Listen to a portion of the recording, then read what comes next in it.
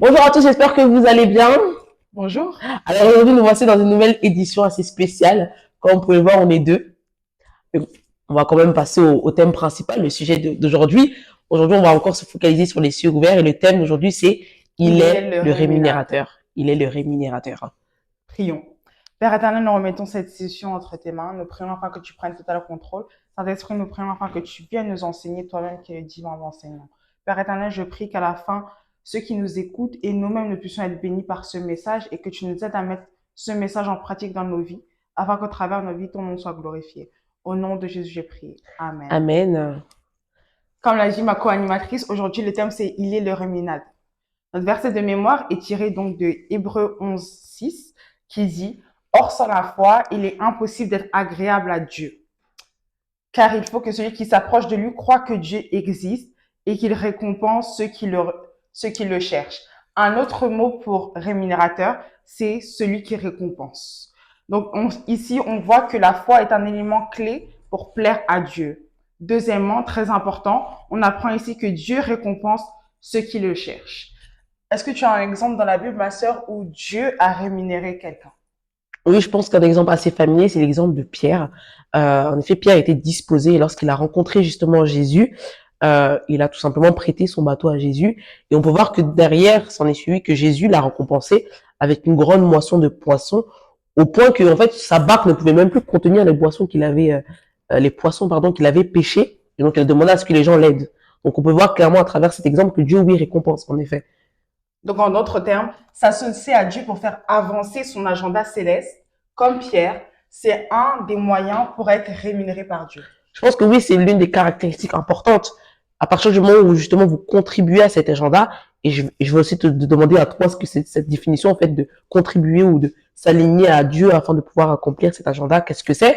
Mais je pense que oui, à partir du moment où on prend cette décision de s'aligner avec Dieu, d'être en accord avec Dieu pour pouvoir faire finalement sa volonté, je pense que oui, Dieu, en tout cas, sera susceptible de nous rémunérer. Enfin, je pense que même ce sera sûr. Mais pour toi, qu'est-ce que la définition déjà de s'aligner à l'agenda de Dieu? Ou à l'agenda céleste, comme on peut dire. Justement, avancer l'agenda céleste de Dieu, c'est s'aligner, comme tu as pu le dire, c'est se rendre disponible comme Pierre l'a fait. Il a mis à disposition de Jésus ses ressources, ce qu'il avait, son bateau, sa barque, pardon, pour que Jésus puisse faire la tâche qu'il voulait. Donc, c'est se positionner, se rendre disponible pour que Dieu nous utilise. Ouais, en effet, après, je pense que c'est pas la seule caractéristique. Est-ce que toi, t'en vois d'autres?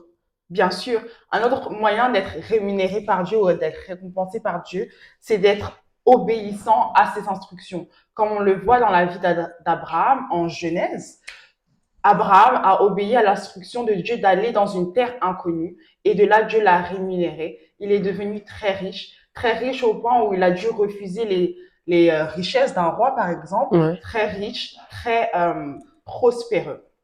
C'est vrai. Et je dois ajouter ou je dois souligner le fait que dans le cas d'Abraham, en tout cas l'exemple que tu viens de mentionner, c'est vrai que Abraham n'avait pas forcément tous les éléments devant lui. Dieu ne lui a pas dit où il allait, pas forcément où il allait, ce qu'il allait faire. Mais cela n'empêche pas au fait que Abraham était disposé à l'obéir. Et je pense que ouais, c'est important de dire que l'obéissance, et c'est ce qui finalement guide un peu la vie d'un chrétien. Aujourd'hui, nous devons obéir à Dieu et ça vient avec la confiance en fait. À partir du moment où vous savez que Dieu a un plan pour vous et on le répète encore et on ne cessera de le répéter, Dieu a un projet pour nous, un projet de bonheur. À partir du moment où vous avez cette assurance-là, vous le savez, je pense que ça vous aidera justement à l'obéissance que vous aurez envers Dieu. Et ce, malgré les effets, je pense que l'obéissance, c'est très très important. On doit être ouvert, enfin pas ouvert, je dirais, c'est limite une obligation pour nous, sachant qu'on sait que demain, obéir, ça nous apporte clairement, et on le voit avec ce thème que on sera rémunéré justement par rapport à ça. On doit être disposé en tout cas à obéir à Dieu.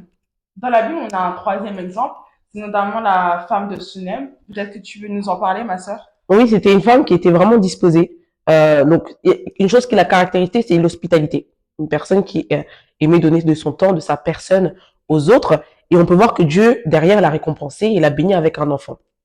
Donc, c'est une troisième caractéristique, je pense, en tout cas ici, pour pouvoir être justement rémunéré, comme on parle ici, c'est de pouvoir être d'être quelqu'un qui aime aider, qui aime donner aux autres de son temps, de sa personne, comme je viens de le dire. Je pense que c'est très important. Toi, je sais pas ce que tu en penses. Tout à fait.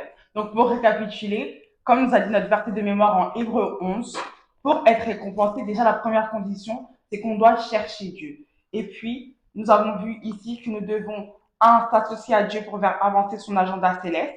Deuxièmement, Deuxièmement, on a dit que c'était l'obéissance. mhm. L'obéissance, un point Et important. troisièmement, pour finir, l'hospitalité, comme la femme de Sunem.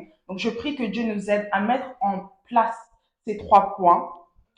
Ainsi, nous en ressortirons bénis et grandis parce que Dieu va nous rémunérer. Que Dieu vous bénisse et à bientôt pour une nouvelle édition. Au revoir.